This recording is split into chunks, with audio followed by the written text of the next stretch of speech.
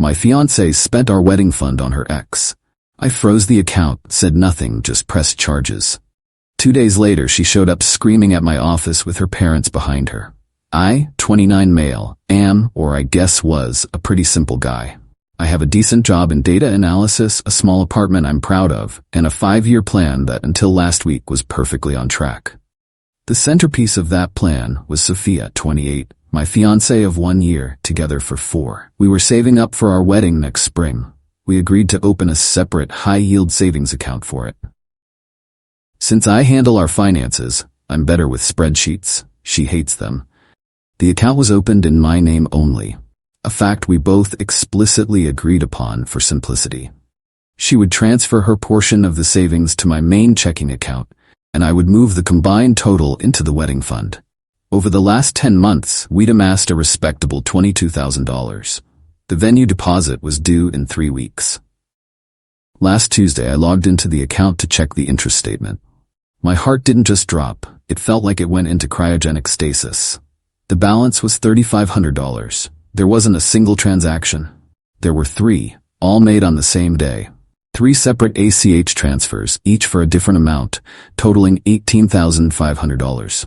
They were spaced about an hour apart, likely to avoid an automatic flag for a single large withdrawal. The recipient was listed as Dylan V. Dylan, her ex, the one she always described as a tortured artist who just never caught a break. I saw him as a manipulative leech, which was a significant point of contention early in our relationship. She swore he was out of her life for good. To make these transfers, she would have needed my login and password. I realized with a sickening lurch that she must have seen me type it on her home computer 100 times. She knew my patterns. She knew the account. And she chose to exploit that trust. My first emotion wasn't anger. It was silence. A profound, hollow silence in my head. I didn't yell. I didn't throw anything. I methodically took screenshots of the transfers. I downloaded the full bank statement. Then I made 2 phone calls. The first was to my bank. I explained that 3 large, unauthorized transfers had been made from my savings account. They asked a series of security questions, which I answered. I confirmed the security on my account hadn't been breached by an outside party, which led to the inevitable conclusion that it was done by someone with direct access to my credentials. They immediately placed a temporary hold on the account and opened a formal fraud investigation. The second call was to the non-emergency line of the local police department. I calmly explained that I needed to file a report for theft. An officer told me to come down to the station with my documentation. I sat in that sterile police station for 2 hours.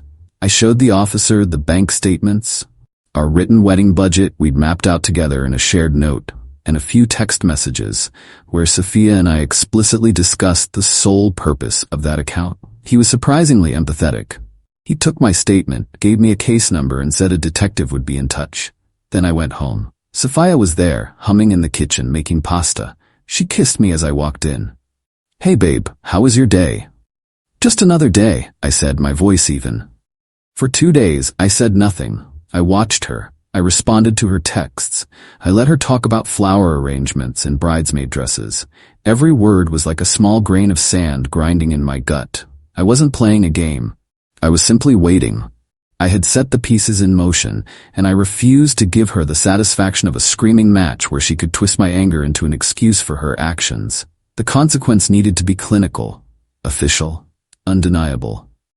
The explosion came sooner than I expected, and at the worst possible place.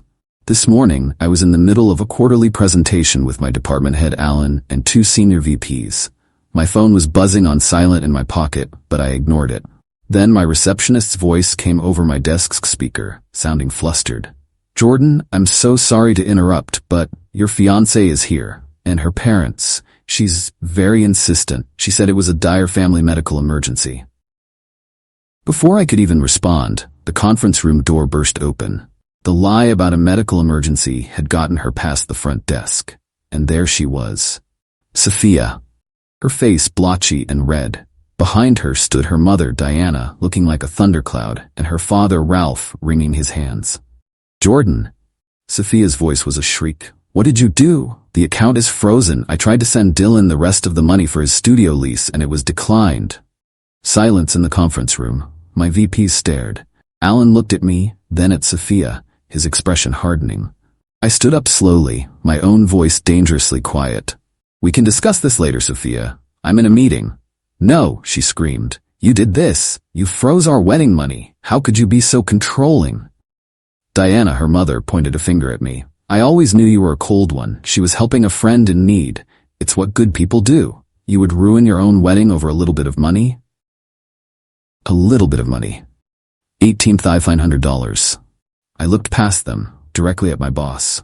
"Alan, I apologize for this. It seems my ex-fiancée has mistaken my workplace for her personal stage." The word ex-fiancée hung in the air. Sophia's face went from furious to horrified.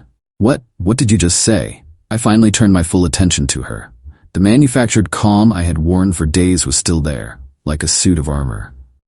I said, "Ex-fiancé, you stole $18,500 of my money and sent it to your ex-boyfriend. That isn't helping a friend. That's grand theft. And for the record, I didn't freeze the account. I reported the theft, and the bank froze it as part of their investigation. An investigation that started right after I filed a police report against you and Dylan 2 days ago." Ralph, the father, finally spoke, his voice weak. "A police report? Son, isn't that a bit much? It's a family matter. When it involves my life savings and a felony, it stops being a family matter and becomes a legal one," I said, my tone flat. "Now all 3 of you need to leave before I have security escort you out." As they were herded out by building security, who Alan had quietly called, Sophia had one last thing to scream down the hallway. "You'll regret this, Jordan. You can't just press charges on your fiancé. You're the thief. You stole our future." I just stood there. I took a deep breath, looked at Alan, and said, "I am so sorry. I promise this will be handled." He just nodded, a strange look of respect in his eyes. "Take the rest of the day, Jordan. Go get your head straight." So here I am, sitting in my silent apartment, which now feels tainted. Is it wrong that their meltdown didn't make me feel guilty, but just vindicated? Update 1. The last few weeks have been a masterclass in manipulation and fallout. Thanks for the comments on my original post. They helped me keep my spine straight. I hired a lawyer the day after the office incident, a sharp, no-nonsense woman who has been worth every penny. Work has been fine.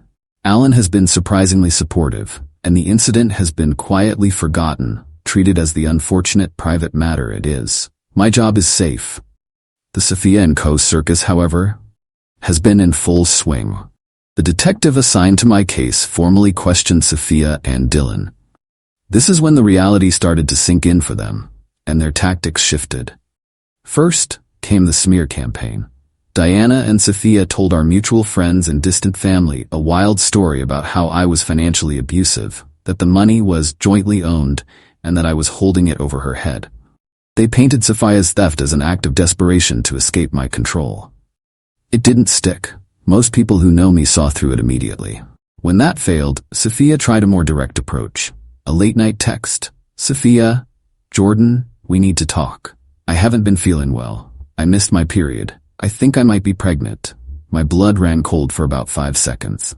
Then my lawyer's advice kicked in. This was a classic, desperate ploy. If that turns out to be true, a court-ordered paternity test will be required after the child is born. This does not change the criminal proceedings for theft. Radio silence for 24 hours. The pregnancy has, miraculously, not been mentioned since. The grand finale of this phase was a certified letter from a lawyer they hired. It was a formal offer to make this all go away. The offer: I would immediately contact the DA's office and withdraw my complaint. In return, Sophia would graciously agree to a payment plan to return the money. The plan? $100 a month. At that rate, it would take over 15 years to pay back the principal, interest-free. The letter called it a good faith gesture to resolve this unfortunate family dispute. They were delusional. They genuinely believed they held the cards. My lawyer and I drafted a very short response. It stated that we rejected their offer and intended to cooperate fully with the district attorney's prosecution. Furthermore, we put them on notice that we would be filing a civil suit to recoup all stolen funds and associated legal fees after the conclusion of the criminal case. Last weekend, I found the wedding gift I'd bought for her. A beautiful, minimalist watch, engraved on the back, Our Forever. 05/18/25. It was a relic from a life that was now an illusion. I sold it at a pawn shop. It wasn't about the money. It was about severing the last physical tie.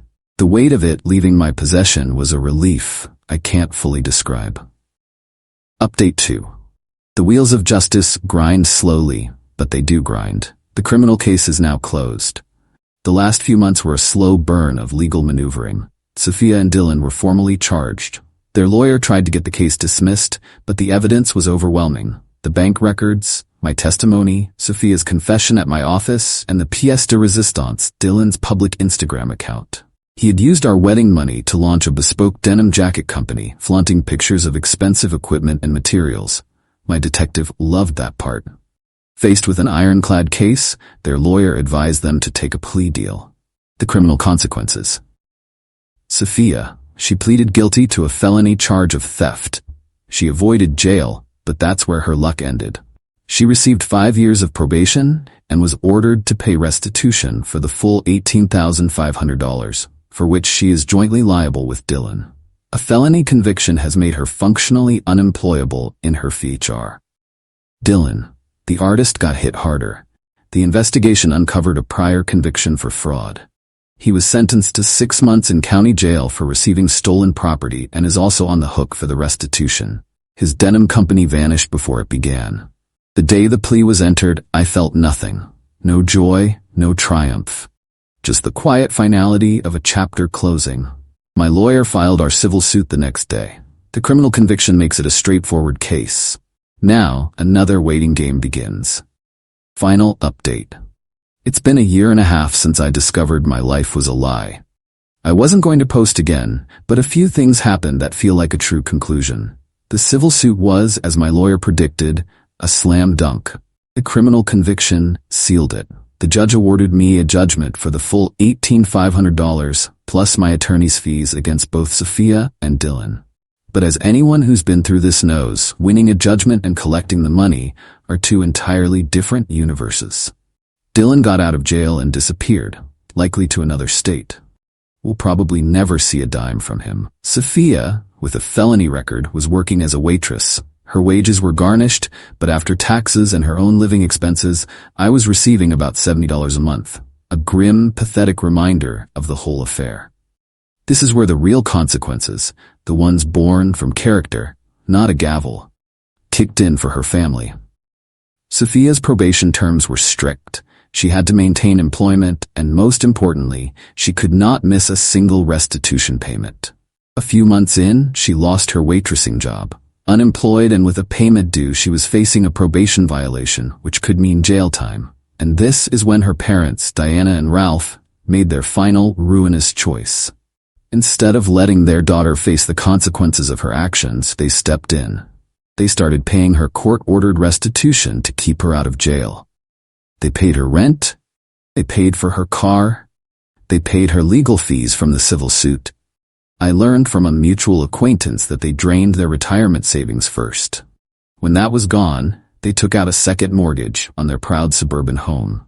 They weren't legally obligated to pay me a cent, but their pathological need to protect their daughter from the world they'd raised her to feel entitled to forced them to set their own lives on fire to keep her warm. The final interaction happened about a month ago. An unknown number. I almost didn't answer. It was Ralph, Sophia's father. He sounded exhausted. "I hope you're happy, Jordan," he said, his voice raspy. "We had to sell the house. We're moving into a small rental. You've ruined us." The old me, the man who existed 18 months ago, would have felt a stab of guilt. But that man was gone. "I didn't do anything, Ralph," I said, my voice calm and clear. "I saved for a wedding. Sophia stole that money. When she was caught, you and Diana helped her make excuses instead of helping her take responsibility. Every single bill you've paid and every asset you've sold is the direct result of your own choices. You weren't ruined by me. You were ruined by your refusal to let your daughter face the consequences of her own crime." He was silent for a long time. Then a quiet click. He hung up. The monthly restitution payments now arrive on time for a slightly larger amount. They come from her parents' new, much less impressive address. I don't need the money anymore. I've rebuilt my savings. I moved to a new apartment in a different part of town. The money goes into a separate account. Maybe one day I'll donate it to a victims relief fund. Life is quiet now. I'm not dating. I'm not sure when I'll be ready to trust someone that way again. But I'm not miserable. I've reconnected with old friends. I'm traveling more. The scar is there, but it no longer hurts to the touch. I learned that my methodical nature isn't coldness, it's clarity. And I face the ugliest betrayal imaginable, not with screams, but with silence and paperwork. I walked away from the wreckage with my integrity and my future intact. They are trapped in a prison of their own making, bound by a toxic sense of entitlement that has cost them everything. And in the end, that is a form of justice more profound than any court could ever deliver.